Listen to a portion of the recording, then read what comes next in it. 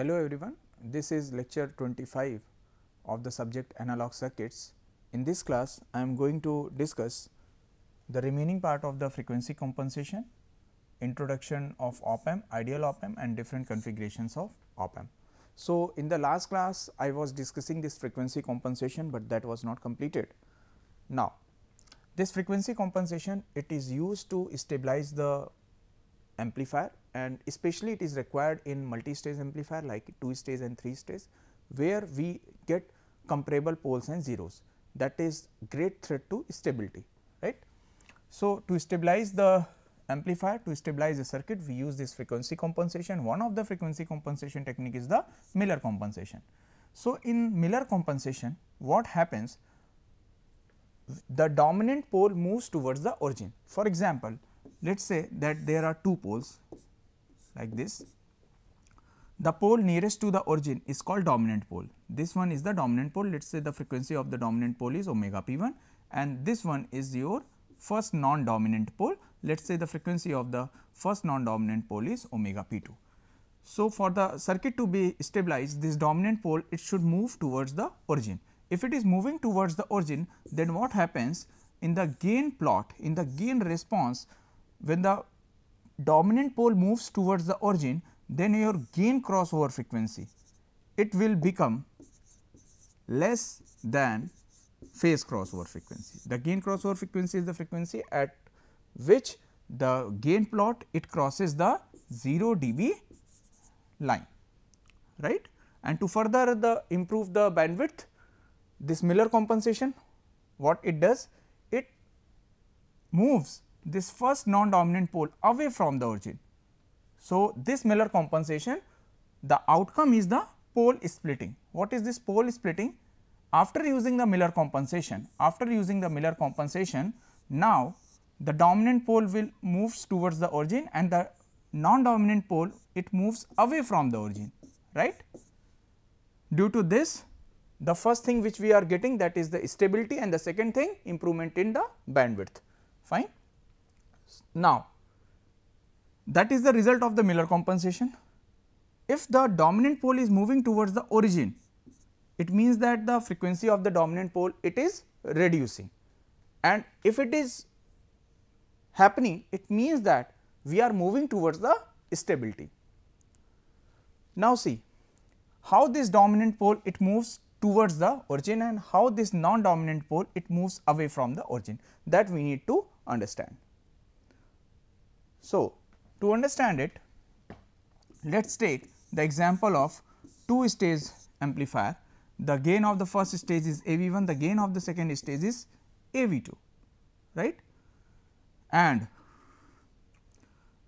in Miller compensation, we connect a compensation capacitor Cc in between the output and the input of the second stage, and the gain around the Miller loop, it should be negative. So, the second stage, it should be inverting, right. That is the basic criteria, because if the gain of the second gain, it becomes positive, then what will happen? Then you can see that it will form a positive feedback, that will lead to oscillations, that will lead to instability.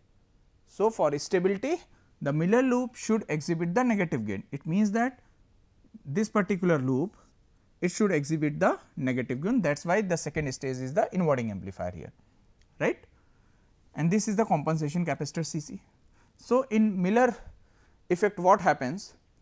If we are connecting a capacitor in between the output and input of any amplifier which is giving sufficient gain, right. So, in that case, the total capacitance at the input of the second stage, it increases. These things we have studied in the high frequency response of common source amplifier. There we had studied the Miller effect, Miller multiplier. So, in the Miller effect, what happens? The equivalent capacitance at the input, it increases by the factor 1 plus GMRL dash. That GMRL dash, that is the voltage gain. So, the total capacitance at the input of the second stage, let us say this is node A, it will increase. So, the pole frequency at this node A, let us say it is omega p1, it is omega p1 because it is the dominant pole, because it is nearest to the origin, that is why omega p1 is the dominant pole frequency. It will be equal to 1 upon R out 1, R out 1 is the output resistance of the first stage into the total capacitance at node A. The total capacitance, it will be equal to the capacitance at node A, that capacitance at node A is before addition of C c, plus due to this compensation capacitor C c, the capacitance at the input, it will be equal to 1 plus A V 2 into C c, where A V 2 is the gain of the second stage. So, you can see that the total capacitance at the node A, it is increasing by the factor 1 plus A V 2, where A V 2 is the gain of second stage and the second stage is the amplifier stage, common source amplifier, let us say. So, it means that the total capacitance, it will increase, it means that the dominant pole frequency will be reduced. If the dominant pole frequency, it is reduced, it means that the dominant pole is, it is moving towards the origin. Now, this capacitor C c, compensation capacitor C c, it is connected in between the output and input of the second stage. Let us say this second stage is the common source amplifier. So, in common source amplifier means the input is applied at the gate and the output is taken from the drain, and this compensation capacitor C c is connected between the gate and drain. This is C c. So, you can see that at high frequency this capacitor C c will act as a short circuit. So, at high frequency the gate and drain will be shorted. So, this diode, this transistor, it will be a diode connected transistor whose resistance is very small. If the resistance is very small, so the pole frequency, it will be higher. That is why the non-dominant pole, it moves away from the origin. So, the result of the Miller compensation is the dominant pole, it moves towards the origin and the non-dominant pole, it moves away from the origin, due to which we improve the stability as well as we improve the bandwidth also, right. So, the result of Miller compensation is called pole splitting, in which the interstage pole means the pole that is coming in between the first stage and second stage, at the output of the first stage and the input of the second stage. It moves towards the origin, and the output pole, that output pole is this one at the output of the second stage, it moves away from the origin, right. And also, since the equivalent capacitance is increasing by the factor 1 plus A V 2. So, we can reduce the value of the compensation capacitor also, that is a good thing, because capacitor occupies a lot of area in IC. So, we need lesser value of the compensation capacitor. So, this Miller compensation, it stabilizes the amplifier, especially it is used for 2 stage, 3 stage and 4 stage amplifiers to stabilize the circuit, right, and it is very much required, because when we go for multi-stage amplifiers, then there are a lot of poles and zeros, due to which the phase margin, it can be negative or it can be very less, and the optimum value of the phase margin, it is around 60 degrees. So, we need that phase margin. For that we use this Miller compensation technique. Now, coming to the next topic, that is the operational amplifier. So, operational amplifier, it is called operational because it is used to perform different operations. Different operation means like it is used to perform addition, subtraction, multiplication, division, integration, differentiation,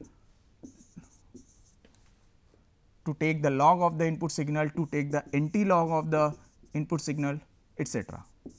So, it is used to perform different operations, that is why it is called operational amplifier. This operational amplifier, it is basically the difference amplifier. It is basically the difference amplifier. It is called difference amplifier because it amplifies the difference between two input signals. That is why it is called difference amplifier. And the basic symbol of this operational amplifier is this one, which is having two inputs, negative and positive terminal. You can see that this negative input terminal is called inverting input and the positive input terminal is called non-inverting input, right, and it is having single ended output. And if we take the example of 741 IC, that is the operational amplifier IC, it requires dual power supply, one is plus VCC, another one is minus VCC. This is the basic symbol of operational amplifier. So, the special thing about the operational amplifier is it is having two inputs, one is inverting input, another one is non-inverting input. The negative input is the inverting and the positive input, that positive terminal input is called non-inverting input terminal, right, and it is having single output and it requires dual supply. Fine. Now, next one is what is the advantages of this operational amplifier. So, the main advantage of the operational amplifier, since it is a difference amplifier, it amplifies the difference between two signals. So, it rejects the noise, that is one advantage. Also, the gain of the open loop gain of this operational amplifier is very high. These are few of the advantages, and further advantages we will see in further classes, right. Now, there are many op-amp ICs available in the market. One of the popular IC is 741 IC, it is a 8-pin IC. So, these 8 pins are pin number 1, 2, 3, 4, 5, 6, 7, 8. The pin number 2 is the inverting input, pin number 3 is the non-inverting input. So, pin number 2 and 3, these are the input terminals. From pin number 6 we take the output. Since 741 IC requires dual supply, so minus VCC it is given at pin number 4 plus VCC is given at pin number 7, right. Pin number 1 and 5 is for offset null, that we use relatively lesser in comparison with other pins. Pin number 8 is NC, that is not connected. So, out of these 8 pins, 5 pins are mostly used, and these pins are pin number 2 and 3, those are the input pins. At pin number 4 and 7 we are connecting the supply, and from pin number 6 we are taking the output. So, these 5 pins are mostly used. Pin number 8 is not used, pin number 1 and 5 it is especially used to tackle the problem of offset in 741 IC. So, this is the pin diagram of 741 IC. Now, next one is coming to that is the ideal op-amp. Ideal op-amp. So, firstly let us understand that what are the characteristics of ideal op-amp. For ideal op-amp, the open loop gain, let us say it is AOL, it is infinite. Open loop gain is infinite, it is the ideal case, but practically the gain is finite and it is very large. It is around 10 to the power 5 to 10 to the power 6. So, this 10 to the power 5 to 10 to the power 6 is the practical value, infinite is the ideal value, right. Input impedance, this input impedance ideally it is infinite, practically the input impedance it is in mega ohm range. Output impedance ideally it is 0, but practically it is in the range of ohms. Bandwidth, for ideal op-amp the bandwidth is infinite, but practically it is limited. Ideally the common mode rejection ratio is infinite, but of course practically we get some finite value of CMRR. Ideally the slew rate is infinite, practically it is limited and it is finite, and for 741 IC it is around 0.63 volt per microsecond. So, here I have discussed the ideal value and the practical value of the op-amp considering the 741 IC. Now, see, for any op-amp the input impedance should be high and the output impedance should be low. If it is happening, then the signal loss will be less. So, we want it higher input impedance and lower output impedance, that is for voltage amplifier. If bandwidth is infinite, it means that it can amplify the signal from 1 hertz to gigahertz range, but practically it is not possible. Practically the bandwidth is very limited. For 741 IC, the unity gain frequency it is around 1 megahertz. So, it is very limited, fine. But this is for 741 IC. There are some advanced op-amp ICs are also available, and a lot of research is going on in this field to improve the bandwidth of the op-amp. Common mode rejection ratio. This common mode rejection ratio, that is in short called CMRR, that is defined as differential mode gain upon common mode gain. So, this common mode gain, it should be 0 ideally. This common mode signal, actually this is the noise signal, interference signal, that should be completely rejected at the input side. If it is been completely rejected, it means that the common mode gain, it will be 0.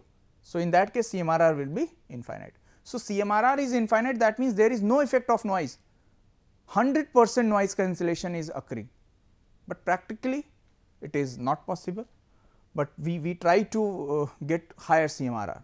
Similarly, slew rate is infinite. Infinite slew rate means in 0 time we are getting the output, but practically we get the output in finite time. It takes some time to take the to achieve that output, right. So, these are the ideal op-amp cases. So, by understanding the ideal op-amp, we can understand the practical op-amp also easily. Now, one more concept is there in 741 IC in operational amplifier, that is virtual ground. Actually, virtual ground concept, it can be understood with the help of this open loop gain factor. Let us say the voltage at the non inverting terminal is V1, voltage at the inverting terminal is V2, output voltage is V0, right. This op-amp is in open loop configuration. So, the gain will be AOL, open loop gain. Open loop gain, it will be equal to output voltage upon input voltage, since it is a difference amplifier. So, the input will be the input differential voltage, it will be V1 minus V2.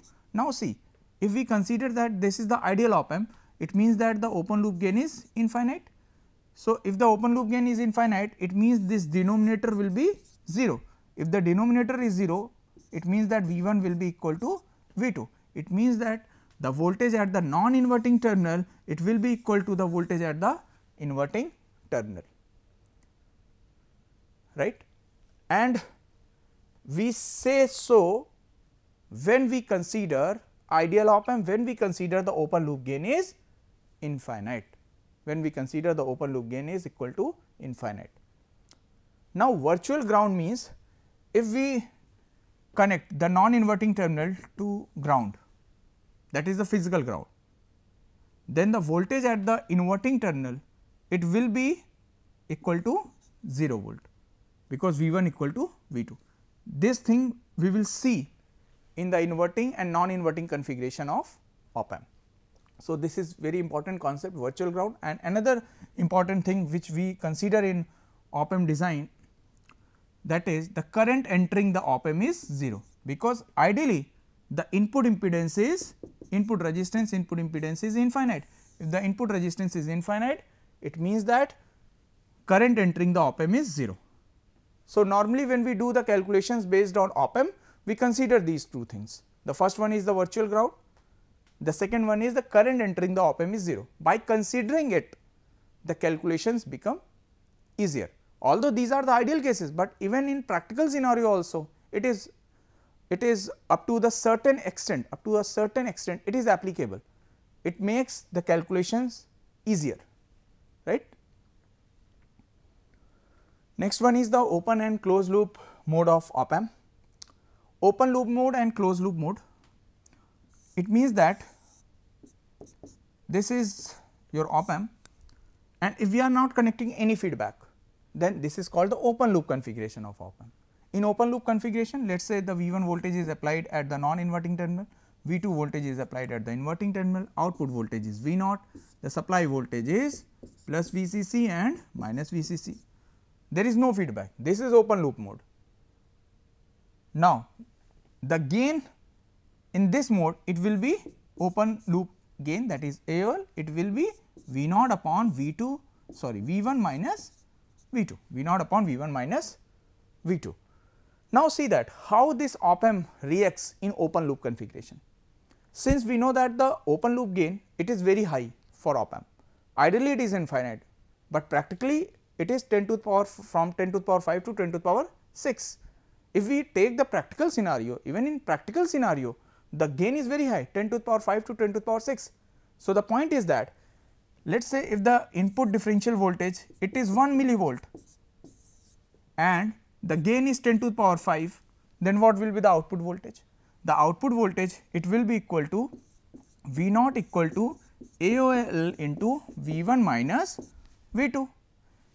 Let us say AOL, open loop gain, is 10 to the power 5, V 1 minus V 2 is 1 millivolt, that 1 millivolt means 10 to the power minus 3 volts. So, it is equal to 100 volts. So, the output voltage is 100 volt, and normally we give the supply voltage of plus minus 15 volt, up to plus minus 15 volt to this 741 IC, and the output voltage, it cannot cross the supply voltage. So, it means that if we are giving the supply voltage of plus minus 15 volt, then output, it cannot cross the 15 volt. So, theoretically we are getting 100 volt, but practically we will not get more than 15 volt. What will happen? Your op-amp output voltage, it will starts increasing, and when it reaches the power supply, then it will be saturated in the positive side as well as in the negative side. So, the point is that when we use the operational amplifier in open loop configuration, then the output of the op-amp, it gets saturated. It means that the output of the op-amp will either at plus VCC or at minus VCC. So, when it will be at plus VCC, when it will be at minus VCC, it totally depends that which input voltage is greater. If the voltage at the positive input terminal, that is the non-inverting terminal, is greater, then output will be at plus Vsat, that is the saturation voltage, otherwise it will be minus Vsat. Fine. So, in the open loop configuration of op-amp, we get only two outputs, either plus Vsat or minus Vsat. Why? Because the open loop gain is very high, and theoretically we can see that the output voltage is very high, and we cannot get the output voltage more than the supply voltage. That is why op-amp gets saturated in open loop configuration of op-amp. That is why we get only two values at the output of the op-amp, and obviously if V 1 is greater than V 2, then the output will be at plus Vsat. This plus Vsat, it will be slightly lesser than plus VCC, right. Similarly, if V 1 will be less than V 2, then the output will be at minus Vsat. So, that is why there are very limited applications of op-amp in open loop configuration, because in open loop output is saturated. Normally it is used in comparator circuits, right. That is why for other applications, for many applications, we use the closed loop mode. Closed loop mode means now there is a feedback path. Now there is a feedback path. Feedback means the output will be connected to the input. Output, it can be connected to the negative input terminal, that is the inverting input terminal. Output, it can be connected to the non-inverting terminal also. So, if the output is connected to the inverting terminal, that is the negative input, it is called negative feedback, and if the output is connected to the positive input terminal, that is the non-inverting input terminal, it is called positive feedback. This negative feedback, it is used in amplifiers, positive feedback, it is used in oscillators. And the beauty of the closed loop configuration of op-amp is that by using some additional components like resistor, capacitor, diodes, we can use this closed loop configuration of op-amp for different applications like integrator, differentiator, log amplifier, anti-log amplifiers, right. This positive feedback, it is used in oscillators. We can design oscillators using positive feedback configuration of this closed loop configuration of op-amp. Fine. Next one is the inverting amplifier. Inverting amplifier is the amplifier in which the input signal is applied at the inverting terminal, and obviously this is the example of the closed loop configuration of op-amp. And which kind of feedback we are going to use? Obviously this is amplifier. So, we are going to use the negative feedback, and in negative feedback the input signal is applied at the inverting terminal. In non-inverting amplifier, what will happen? Again this non-inverting is the example of the closed loop configuration. Now, the input signal is applied at the non-inverting terminal. Input signal is applied at the non-inverting terminal, right? And obviously, this is amplifier. So, negative feedback is going to be used. So, here we need to understand that how we can use this closed loop configuration of op amp. The beauty of the closed loop configuration of op amp is, if we connect a resistor at the inverting terminal and there is a resistor in the feedback path, let us say it is a RF resistor, feedback resistance RF, this is input resistance R1, this is your inverting configuration. You can see that this input signal is applied at the inverting terminal, and this is the closed loop configuration. Output is connected to input through this feedback resistance, and this is negative feedback. So, it forms an amplifier, right. Now, see, if we replace this resistor with capacitor, this feedback resistor, if we replace this feedback resistor with capacitor, then the circuit will become integrator. If we replace this feedback resistor with diode, then this circuit will become log amplifier. Similarly, if we connect the capacitor at the input and the resistor in the feedback, then it will become differentiator. If we connect a diode at the input and a resistor in the feedback, then it will become anti-log amplifier. So, you can see the beauty of this closed loop configuration of op amp. Just by using capacitor, resistor and diode in the feedback path and at the input, we can use this circuit for different applications like integration, differentiation, log amplifier, anti-log amplifier. That is why mostly we use the closed loop configuration of op amp, because in closed loop configuration we can design operational amplifier with n number of ways, but in open loop, since the output is saturated, so there are very limited applications of the open loop configuration of op amp. It is mainly used in comparator circuit to compare two input voltages, which one is greater, which one is lesser, fine. So, in this class I have discussed the remaining part of the frequency compensation, Miller compensation, and after that I had discussed the basics of op amp, what is op amp, ideal op amp characteristics and different configurations of op amp. In the next class we will continue with this inverting and non-inverting configuration and their applications and the derivation part. This is the reference. Thank you.